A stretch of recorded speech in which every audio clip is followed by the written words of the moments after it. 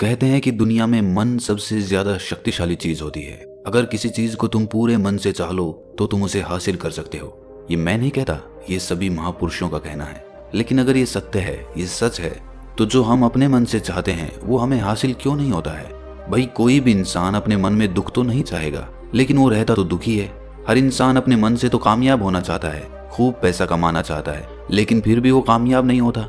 भला ऐसा दुनिया में कौन इंसान होगा जो अपने मन में ये चाहेगा कि मैं नाकामयाब रहूं या मैं पैसा ना कमाऊं? सोचने की बात है। तो इसमें दो चीजें निकल के सामने आती हैं। या तो वो महापुरुष गलत थे जिन्होंने ये बात बोली कि मन से चाही हुई चीज हासिल हो जाती है, या फिर हम गलत हैं। आज की कहानी जो मैं आपको सुनाने वाला हूँ उसमें आपको एक ऐसा मंत्र मिलेगा। उसे समझने के बाद आपको एक ऐसा मंत्र पता चलेगा जिससे आप ये समझ पाएंगे कि अपने मन से कोई भी चीज कैसे करवाई जाती है, मन में किसी भी बात का बीज कैसे बोया जाता है। ये इस कहानी से आपको अच्छी तरह से समझ में आ जाएगा, और इससे आप ये भी समझ पाएंगे कि आकर्षण का नियम, लॉ ऑफ अट्रैक्शन, कैसे काम करता है। कहानी छोटी सी है लेकिन बहुत ही गहरी है। इससे पहले कि आप इस कहानी में खो जाएं, इस चैनल को सब्सक्राइब जरूर कर लें। तो चलिए ये कहानी शुरू करते हैं। एक बार की बात है, एक आदमी के जीवन में सिर्फ दुख ही दुख थे। वो जो भी काम करता उस बेचारे का वो काम पूरा ही नहीं होता। घर में आता तो घर में कलेश बना रहता, किसी से कोई मदद मांगता तो कोई उसकी मदद नहीं करता। ऐसा लगता था कि चारों ओर से दुखों का पहाड़ उसी पर टूट पड़ा है।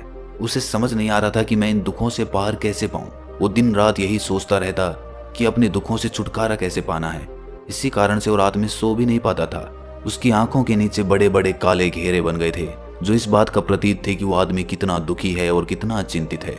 कभी कभी तो उसके मन में आत्महत्या करने के भी ख्याल आते थे, लेकिन अपने परिवार की चिंता करके वो ये कदम नहीं उठा पाता था। वो इतना दुखी हो गया कि उसने निर्णय किया कि वो इन दुखों से छुटकारा पाके रहेगा। इसके लिए चाहे उसे कितनी भी मेहनत करनी पड़े, कुछ भी करना पड़े, चाहे अंगारों पे चलना पड़े, लेकिन इन दुखों से छुटकारा हासिल करके रहेगा। ऐसे ही एक दिन उसने अपने मित्र से पूछा कि मैं अपने जीवन को कैसे सुधारूं। उसके मित्र ने उसे बताया कि तुम किसी बाबा के पास जाओ। बाबाओं के पास ऐसा मंत्र होता है जिससे सारे दुख मिट जाते हैं, जीवन खुशियों से भर जाता है और धन संपदा भी हासिल हो जाती है। तुम किसी ऐसे बाबा को ढूंढ लो, बस तुम्हारा काम बन जाएगा। उस आदमी के मन में ये बात पूरी तरह से पक्की बैठ गई कि कोई बाबा ही मेरा दुख दूर कर सकता है, और इसीलिए उसे किसी भी बाबा के बारे में पता चलता तो वो उस बाबा के पास पहुंच जाता। वो उस बाबा को अपनी समस्या बताता और उससे उसका समाधान पूछता और कहता कि बाबा, मैं कुछ भी करने के लिए तैयार हूँ, लेकिन मेरी इन समस्याओं से मुझे छुटकारा दिला दीजिए। आप जो कहेंगे मैं वो करूँगा, लेकिन मेरे जीवन को सुधार दीजिए। बाबा उसे कुछ टोने टोट के बता देते थे करने के लिए, और बदले में दान दक्षिणा ले लेते थे कि ये टोना टोटका करने के बाद तुम्हारे घर में सुख शांति बनी रहेगी, बस इस टोटके को पूरी विधि के साथ करना। वो आदमी घर लौटकर पूरी विधि के साथ टोने टोट के करने लगा, लेकिन बहुत टोने टोट के करने के बाद भी उसके जीवन में कुछ बदलाव नहीं आया। इसके विपरीत उसका जीवन और ज्यादा दुखी हो गया। जो भी बाबा उसे टोना टोटका देता था वो बदले में उससे दान दक्षिणा लेता था, जिससे उसका धन भी धीरे धीरे खत्म हो रहा था। इससे उसके जीवन में दुख और ज्यादा बढ़ गए। तब उसे लगा कि बाबाओं के पास जाने से तो मेरे जीवन में दुख कम होने की बजाय बढ़ते ही जा रहे हैं, तो मुझे क्या करना चाहिए? बाबाओं के पास जाऊं या ना जाऊं? फिर एक दिन एक आदमी ने उसे बताया कि तुम अपने घर में किसी पंडित को बुलाकर हवन करवा लो। हवन होगा, घर शुद्ध हो जाएगा। कोई भी बुरी ऊर्जा होगी घर में तो वो घर से बाहर चली जाएगी। किसी पंडित को बुलाकर पूरे विधि विधानों से मंत्रोच्चारण कराओ और हवन कराओ, जिससे घर में सुख शांति आए। उस आदमी के मन में ये बात बैठ गई और उसने एक पंडित को अपने घर पर बुलाकर हवन करवा दिया। हवन अच्छी तरह से संपन्न हुआ। बदले में पंडित ने भी अच्छी दान दक्षिणा ली और उसके बाद वो वहां से विदा हो गया। लेकिन कुछ दिनों के बाद उस आदमी को महसूस हुआ कि उसके जीवन में अब भी कोई बदलाव नहीं आया है। अब वो आदमी पूरी तरह से दुखी हो गया और ज्यादा परेशान हो गया। अब तो उसे लगने लगा था कि मेरे जीवन में से दुख कभी खत्म ही नहीं होंगे, और यही सोच सोच कर उस आदमी का बुरा हाल हो गया था। फिर एक दिन उसे अपने मित्र से एक ऐसे बाबा के बारे में पता चला जो समाधान बताने के लिए कोई दान दक्षिणा नहीं लेता था। उस आदमी को लगा कि ये बाबा दूसरे बाबाओं की तरह नहीं हो सकता, क्योंकि ये दान दक्षिणा तो लेता ही नहीं, और अगर दान दक्षिणा नहीं लेता तो ये सच में कोई सिद्ध बाबा होगा। और यही सोचकर वो उस बाबा के पास पहुंच जाता है।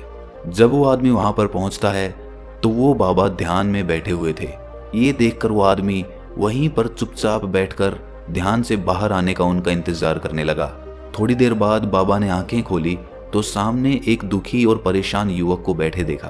वो उसकी आंखों के नीचे काले घेरे देखते ही समझ गया कि ये आदमी अपने जीवन से कितना परेशान है। उसे संबोधित करते हुए बाबा ने पूछा कि बच्चा, क्या चाहते हो? बाबा के पास क्या लेने आए हो? उस आदमी ने कहा कि बाबा, मैं अपने जीवन से बहुत परेशान हूं। मैंने इन दुखों को दूर करने के लिए बहुत सारे रास्ते अपनाए, हर वो तरकीब करके देखी जो किसी बाबा ने मुझे बताई, हर वो काम किया जो किसी भी इंसान ने मुझसे करने को कहा, लेकिन मेरे जीवन में दुखों में कोई कमी नहीं आई। बाबा, इसके विपरीत मेरे जीवन में दुखों में बढ़ोतरी हो गई। मुझे समझ नहीं आ रहा है कि मैं क्या करूं। कभी कभी तो मैं आत्महत्या करने की सोचता हूं, लेकिन अपने परिवार की सोचकर मैं ये कदम नहीं उठा पाता। मैंने आपके बारे में बहुत सुना है बाबा, और मैं बहुत उम्मीद के साथ आपके पास आया हूं। कृपया करके मुझे कोई ऐसा मार्ग बताएं जिससे मुझे अपने दुखों से छुटकारा मिल जाए। मैं अपने दुखों से छुटकारा पाने के लिए कुछ भी करने को तैयार हूं। आप मुझे कोई भी रास्ता बताएं, चाहे वो रास्ता कितना भी कठिन क्यों ना हो, मैं उसको पार करके रहूंगा। बाबा ने महसूस किया कि आदमी तो सच में बहुत परेशान है।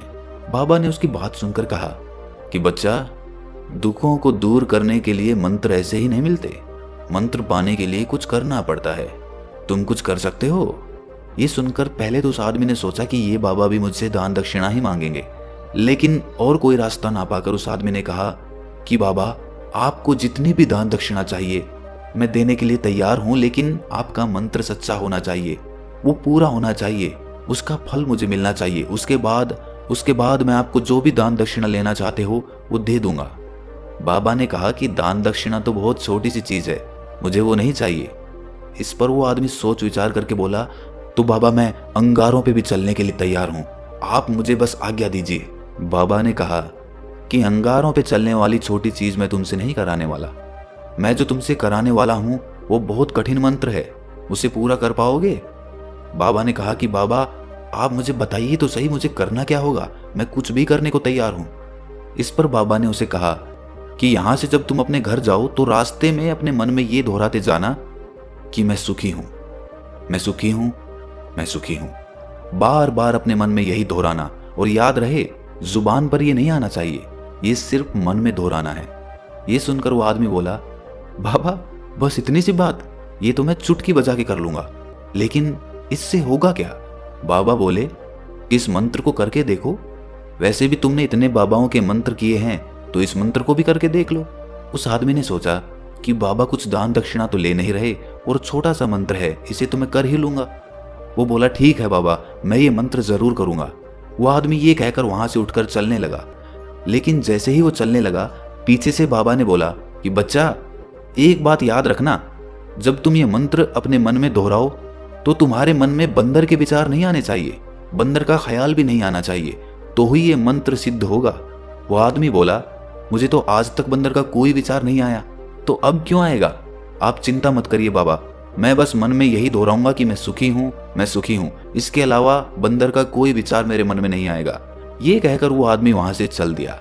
वो अपने मन में मैं सुखी हूं, मैं सुखी हूं ये दोहराता हुआ थोड़ी दूर ही चला था कि उसके मन में अचानक बंदर का ख्याल आ गया। बंदर का ख्याल एक बार आया और चला भी गया, लेकिन उस आदमी ने सोचा कि आज तक तो मुझे बंदर का कोई विचार नहीं आया, ये आज बंदर का विचार क्यों आ गया? और ऐसे करके उसने उस बंदर के विचार को पकड़ लिया। वो ये भूल गया कि मुझे क्या मंत्र दोहराना है, और वो बंदर के बारे में सोचने लगा। जब थोड़ी देर बाद उसे फिर से होश आया तो वो फिर से अपना वही मंत्र दोहराने लगा जो बाबा ने उसे बताया था, मैं सुखी हूं, मैं सुखी हूं। लेकिन अचानक से उसे सामने एक बंदर दिखाई दिया, और ये देखकर उसके मन में फिर से बंदर का विचार उठ गया, और वो अपने अंदर से इस विचार को बाहर फेंकना चाहता था। वो चाहता था कि मेरे अंदर किसी भी तरह बंदर का विचार ना आए, लेकिन उसे तो सामने बंदर ही दिखाई दे गया। ऐसे ही जद्दोजहद करते करते वो घर पे पहुंचा, और घर पे पहुंचने के बाद अपनी पत्नी को कहा कि हे बंदरिया, मुझे खाने में बंदर परोस दो। और जब उसे एहसास हुआ कि उसने क्या बोल दिया, तो वो अपने बाल नोचने लगा। वो दीवारों में सर मारने लगा कि आज तक मुझे बंदर का कोई विचार नहीं आया, और आज मुझे ये क्या हो गया है कि मुझे हर जगह बंदर ही बंदर नजर आ रहे हैं, ये कैसी माया है? यही सोच सोच कर वो आदमी रात भर सो नहीं पाया। रात भर करवटें बदलता रहा, और सुबह उठकर सीधे उसी बाबा के पास पहुंच गया और उसके चरणों में गिरकर कहा कि बाबा, पता नहीं क्या चमत्कार हो रहा है, आज तक मुझे बंदर का कोई विचार नहीं आया, लेकिन कल से जब से आपने मुझसे कहा कि बंदर का विचार नहीं आना चाहिए, तब से मुझे हर जगह बंदर ही बंदर नजर आ रहे हैं। उस आदमी ने कहा कि बाबा, मुझे तो आपके पीछे पेड़ पर बैठा हुआ बंदर भी केले खाता हुआ दिखाई दे रहा है, ये हो क्या रहा है बाबा? ये सुनकर बाबा हंसने लगे। बच्चा, मन का जाल एक ऐसा जाल है जिसे समझ पाना इतना आसान नहीं है। बंदर तो तुम्हारे रास्ते में पहले भी आते थे। जब तुम मेरे पास आए थे तो इन्हीं पेड़ों पे ये बंदर घूम रहे थे, लेकिन तब तुम्हारे ध्यान में ये बंदर नहीं था। तब तुम्हारे ध्यान में सिर्फ अपने दुख थे। इसके बाद बाबा ने उसे बताया कि बच्चा, हम जिस चीज से भी दूर भागना चाहते हैं वही चीज हमारे मन में बहुत गहरे में प्रविष्ट हो जाती है, वो हमारे अंतर मन में समा जाती है। असल में हम जिस चीज से भी छुटकारा पाना चाहते हैं उससे छुटकारा इसीलिए पाना चाहते हैं कि वो हमारे साथ बहुत गहरे से जुड़ी हुई है, और हम जितना ही उससे छुटकारा पाना चाहते हैं वो उतनी ही गहरी हमारे मन में बैठती चली जाती है, और आखिरकार वो हमारे अंतर मन में छा जाती है। ऊपर से तो हम चाहते हैं सुखी होना, कि मैं सुखी हूँ सुखी हूँ, हमारे होंठ भी यही बोलते रहते हैं, लेकिन हमारे मन में दुख समाये होते हैं। हमारे विचारों में, हमारे मन में हमें दुख ही दुख दिखाई देते हैं। इसीलिए अपनी जुबान से बार बार ये बोलने से कि मैं सुखी हूँ मैं सुखी हूँ, हम सुखी नहीं होंगे जब तक ये मंत्र हमारे अंतर मन में प्रविष्ट नहीं होगा। इस पर उस आदमी ने पूछा कि बाबा, लेकिन ये मंत्र हमारे अंतर मन में प्रविष्ट कैसे होगा? ये सुनकर बाबा ने कहा कि बच्चा, अपने दुखों से लड़ना बंद कर दो।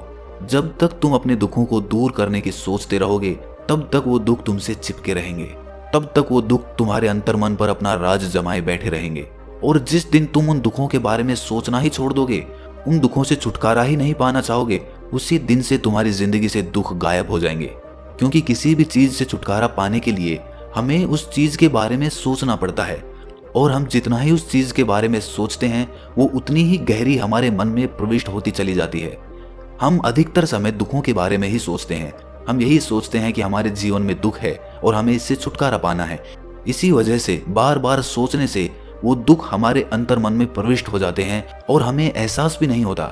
इसीलिए अगर तुम दुखों से छुटकारा पाना चाहते हो तो दुखों से छुटकारा पाने के बारे में सोचना छोड़ दो, तुम्हें दुखों से छुटकारा मिल जाएगा। अक्सर आदमी धूम्रपान छोड़ना चाहता है, शराब छोड़ना चाहता है, सुबह अपने आप से ये वादा करता है कि मैं कोई भी गलत काम नहीं करूंगा, लेकिन शाम को जब लौटता है तो नशे में चूर होकर लौटता है। ऐसा क्यों होता है कि जो हम सोच रहे हैं वो पूरा कर ही नहीं पा रहे हैं?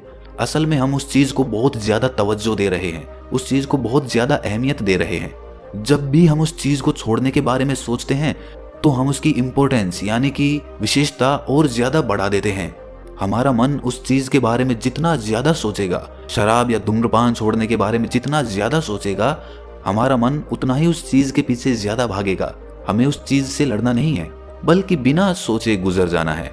और अगर इस मंत्र को हम समझ लेते हैं तो हम अपने जीवन में जो भी पाना चाहते हैं उसे अपने अंतर मन में डाल सकते हैं। और एक बार वो लक्ष्य हमारे अंतर मन में बैठ जाता है तो फिर सफलता पाने में कोई समस्या नहीं आती, कोई दिक्कत नहीं आती। तो दोस्तों, कैसी लगी आपको ये कहानी कमेंट सेक्शन में जरूर बताएं, और अच्छी लगी तो इस चैनल को सब्सक्राइब करना ना भूलें।